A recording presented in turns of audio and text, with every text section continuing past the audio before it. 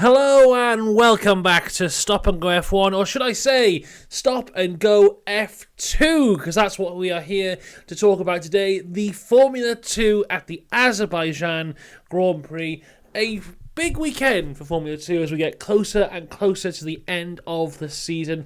We're going to talk about all things Formula 2, starting with the sprint race in just one moment. Before we do though, remember to like and subscribe, those are the rules. And also a huge shout out to our members, Dakota, The Joyous James, Robin Myers and Cinnamon Strudel. If you want to become a member, there's a link in the description. Right. Let's get into this though with the F2, starting with the sprint. We have Christian Mansell on pole for his first ever Formula 2 race. Jack Crawford is alongside, and as we go to the grid we can see that Mansell and Crawford are basically pointing to each other. There's going to be a big crossover as the lights go out, and as they do, it's a huge defence from Crawford, which actually pushes Crawford down a couple of positions, going down to fourth as Mini is up to second and Dirksen up to third. As we keep on going, Maloney goes for a move on Miney further down. It doesn't work, and he actually loses a place to Martins. That's on lap 2. Now, these three here have a great battle for, I believe it was P5 for the first half of this race. It's just those three changing positions over and over and over again. Meanwhile, back at the front, Gabriel Mini trying to put pressure on Christian Mansell for the lead. Two drivers here who 2 weeks ago were in Formula 3 fighting for the Formula 3 title. Now they're in Formula 2 fighting for the lead of this race. And Mini is the one who takes the lead on lap 7. But Mansell is not letting it go and has a very aggressive attack back on Mini. Isn't able to get the position back, but is certainly making himself look really big in the mirrors of Mini. Fantastic stuff from both these guys in their first F2 race. Mansell does lock up into turn 15 though. That was the lap before, and that's what allowed Mini to catch up that little bit so he can have the move to take the lead. But now let's talk about Joshua Dirksen, because he has a fantastic move on Mansell just a lap later to get up into P2. The short pits for the super soft tyres on lap 10. Now, no pit stop is needed in the F2 sprint, but he was so far back he thought, let's just try something different anyway. The fantastic battle for P5 continues between Miney, Martins and Maloney. Antonelli has passed Luke Browning for P9 on lap 12. Now there's a great battle between Bortoleto and Maloney for P8. Now on lap 13, all of these things come together at once, as on the straight. Firstly, we have Joshua Dirksen taking the lead from Gabriele Mini. Then we have Bortoleto passing Miney finally for P7. And then we have Victor Martins passing, I've put Miney there, I don't think it was Miney. It was, Bortoleto was passing Maloney, for P7. Martins passes Miney for P5. All of that happening within a few seconds of each other on the exact same straight. Then Maloney is just going backwards as Antonelli passes him. Crawford and Martins now pass Mansell at the same corner.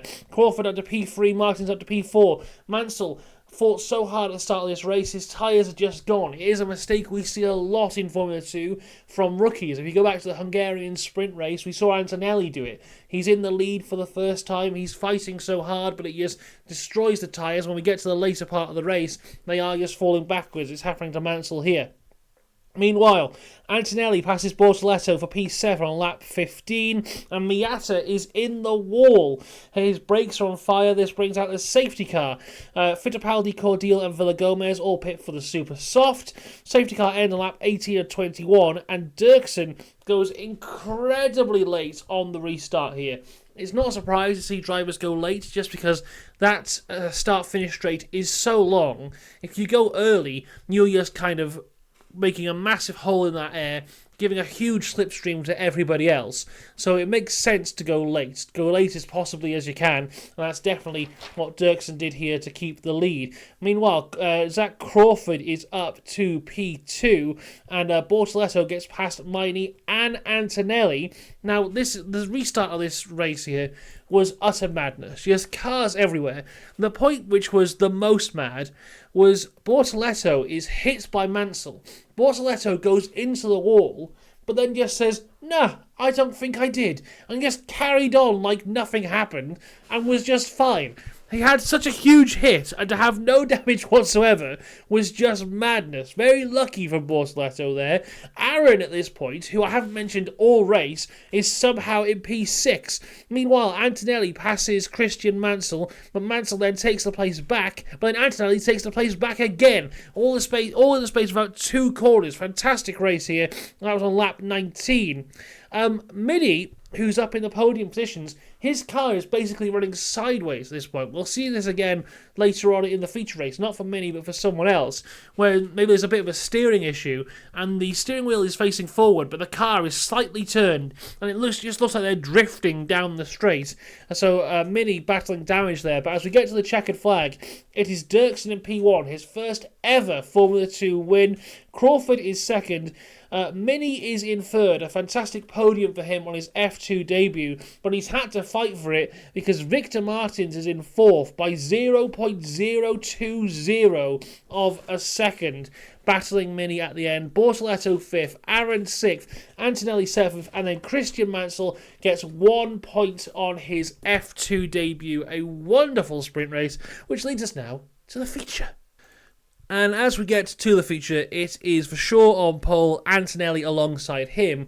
As for the championship, and this is very interesting because championship leader Isaac Hadjar is 20th. He had a big crash in qualifying, which brought out a red flag. Now, the rules of the red flag in Formula 2, I thought I understood them. Apparently, I don't. So the rule I thought it was if you bring out a red flag in qualifying, your fastest lap time gets removed. But he said on commentary that he received a 5-place grid penalty, which is different to what I thought it was. But either way, his lap time was not very good because the track evolution was so high. I think he qualified 15th, and that was after his crash where everyone else had set faster lap times.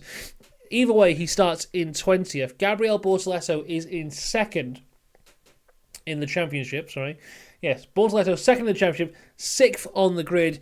They are separated by 6.5 points, with Hadjar not scoring any points last time out in Monza, not scoring any points in the in the sprint here. Huge opportunity for Gabriel Bortoleto, but as we go to the start of the race, there is a almighty crash to start this race. Kush Miney stalls on the grid, and as he is sat there, it is both Ollie Gerfer and Pepe Marti who go into the back of him. Pepe Marti thrown up into the air, his car doing a huge flip and landing back down on the ground. Thankfully, somehow, everyone is okay. I have no idea how everyone is okay because it was such a huge contact. Goes to show how safe these cars are now. But what a scary incident to start this race. Of course, the race gets red flags. Personally, not soon enough. I mean, as soon as I saw that happen, I knew it was going to be a red flag. Now, a lot of the time in modern Formula 1 or Formula 2, we kind of have this thing where safety cars and red flags aren't thrown until the drivers come back around to where the incident is to allow us to have a bit more racing, which, 9 times out of 10 I agree with and I think is the right thing to do. But when you have a crash like that, so big at the start of the race, I think you need to just throw it immediately, because there was no way that wasn't going to be a red flag. So just do it straight away. And there's an instant later on, we'll get to it, and they do a virtual safety car when everyone knows it's always going to be a safety car. It's just like, let's just, do the right thing. And the right thing here was to call a red flag, and that's what they did. So we have to, once again, all 3 drivers are fine. Basically, I think all of them were out of the car pretty much immediately and seemed fine. Obviously, they're going to be a bit shook up because of how big that crash was. And we see some onboards. I think Isaac Hadjar saw it coming and was able to avoid it. But yeah, huge incident there. We do have to wait quite some time to restart the race just because there's so much debris everywhere. It takes a long time to clear that up. And when we do get going, it's going to be a rolling start, and the races change from based on laps to based on time. So 2 of my least favourite things there, rolling starts and time-based races. I understand why we're doing both after a huge crash like that. You don't want to have another standing start. And of course, the time-based thing is they have to have so much time to allow for F1 to get started. But I mean, F1's not getting started for another 2 hours, so I don't see why we can't have a few more laps of F2. They said on the broadcast, oh, it's because the broadcasters have to get ready for the race. It's like, well, I'd rather see a few more laps of Formula 2 than Karun Chandok explaining what a yellow flag is, but that's just me. I think we could have had an entire F2 race here, but I understand them's the rules. So we're starting behind the safety car for the restart of this race with 31 minutes to go. Vasseur is leading us in the pack. Antonelli in P2 gets caught napping a little bit here. I think he's surprised by when Vasseur went, so Vasseur gets a good lead whilst Antonelli has to defend for P2. Further back, it is elbows out between Hauger, Browning and Fittipaldi. Little contacts here and there with, I think it was Hauger pushing Browning into the wall at one point and Browning losing a bit of his front wing. Meanwhile, I said Antonelli was having to defend. He wasn't defending here because Martins gets past for P2. And a couple laps later, Martins takes the lead. Definitely the fastest driver on the track today. Meanwhile, Christian Mansell up to P6. Now, the first of the pit stops start. Now, we know with Formula 2, the rules are after lap 6, you can pit. So if people pitted during the red flag, that doesn't count as their number one mandatory pit stop, a rule I wish Formula 1 would adopt. It would have made Monaco this year actually interesting. So we see Dirksen, Miata, Crawford, Browning, they all pit. There's a 5-second penalty for Comfy Balls, Dennis Hauger for causing that collision with Luke Browning.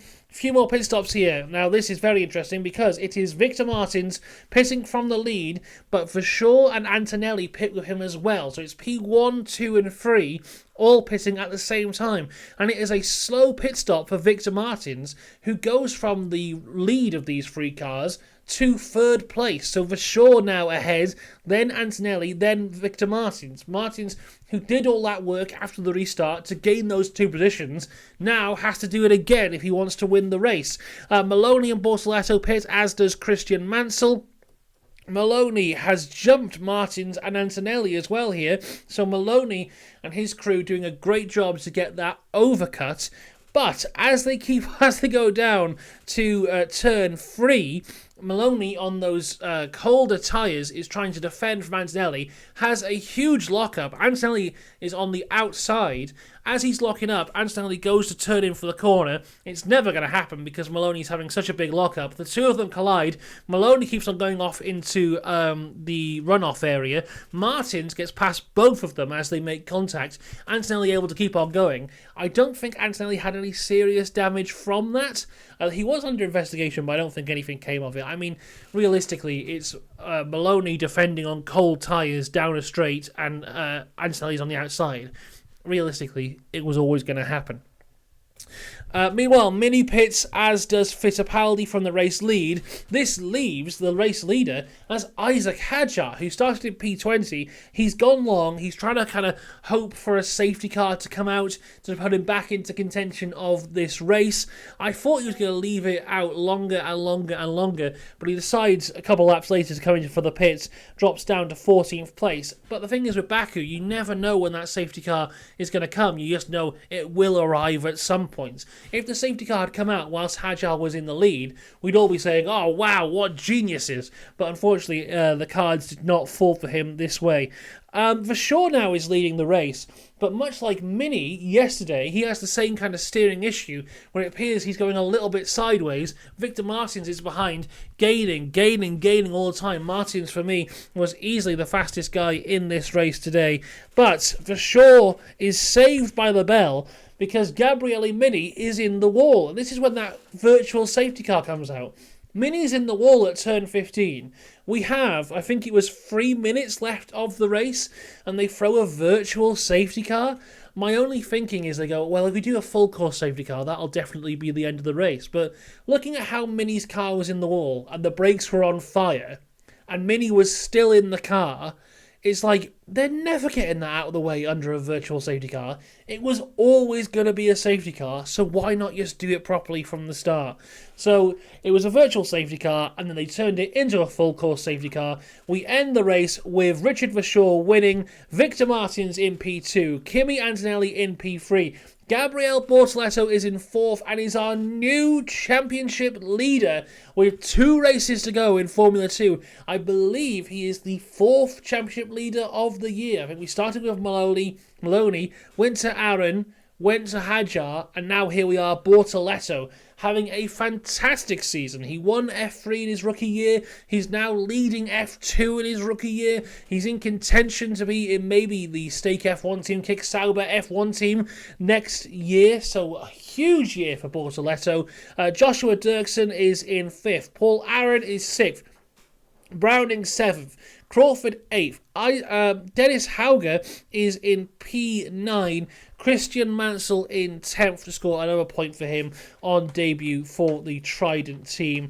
But yeah, so far so good. As for Gabriele Mini, of course he had that crash there, but a very good showing for him in the sprint. Now, of course, this is his only F2 race of the year. So far, who knows, he might come back, but he is just filling in for Ollie Behrman as Ollie Behrman gets the call up to Formula 1. But for me, despite the crash, he had the podium in the sprint. I think he's shown enough to say that he could definitely go in Formula 2, and I would not be surprised to see him in the Prema team this time next year. Of course, Prema are losing both their drivers this year. Behrman and Anselli are both going up to Formula 1, so they have 2 seats to fill, and I think Mini has basically, I wouldn't be surprised if it's announced this week that Mini is going to be one of the 2 guys racing for Prema next year. I think he did a fantastic job. As for Star of Formula 2 this week, it's a hard one. It really is a hard one. I'm not too sure which way it's going to go. I feel like, I'm going to give it to Victor Martins. I feel overall he was the quicker driver on the Sunday. And he was very quick on the Saturday as well. Unlucky with the safety car, unlucky with the pit stop, but not unlucky becoming the F2 hero. Well, I can't remember what I called it. Yes, F2 hero is Victor Martins. Right, there you go. That is F2 for this week. We'll be back in Qatar for the penultimate round of the F2 Championship, and it is hotting up. I mean, Isaac Hajar now, 2 race weekends in a row, scoring 0 points. Zane Maloney isn't too far out of this either. I mean, he would have been closer if not for the mistake today. But who knows what can happen in Formula 2. If you told me a few race weekends ago that Gabriel Bortoleto would be leading, I wouldn't believe you. But he's had this fantastic comeback, including that last to first race in Monza, which was fantastic. So it's all heating up in Formula 2, and we're here to discuss all of it later on this year. As for today, there will be the F1 recap, so look out for that later on today. And of course, driver ratings is out tomorrow. So all the fun of the fair here on Stop and Go F1. I will see you then. Until next time, have a good one. See you later. Goodbye.